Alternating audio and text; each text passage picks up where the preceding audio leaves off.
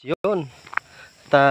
Bumabalik ulit yung daanan dito. Meron siyang santan na bulaklak. Ayan.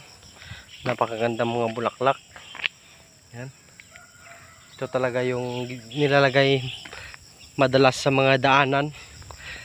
Lalo yung parang mga ito, gilid ng kalsada. Ayan.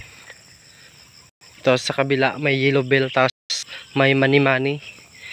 Dito malinis kasi may tagalinis doon kanina na daanan natin. So yan naman yung nakikita natin na parang mga niyog. Hindi po yan niyog, yan po ay palm tree. Yan po ay namumunga.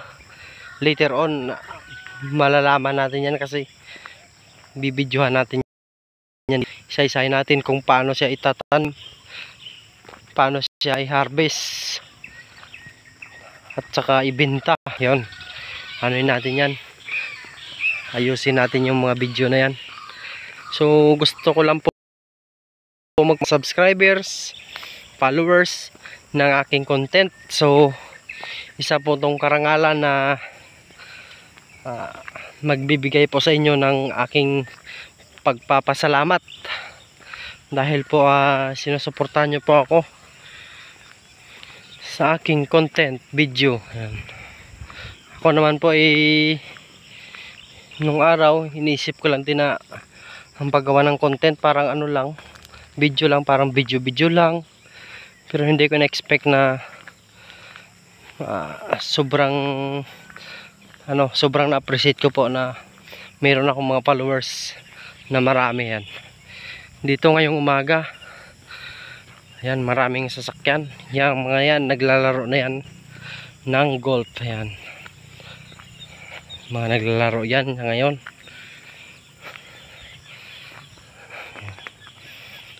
Ang sabi nila kapag maaga daw sila maglaro, yung ugat nila parang nawa-warm up daw ng husto. Yun.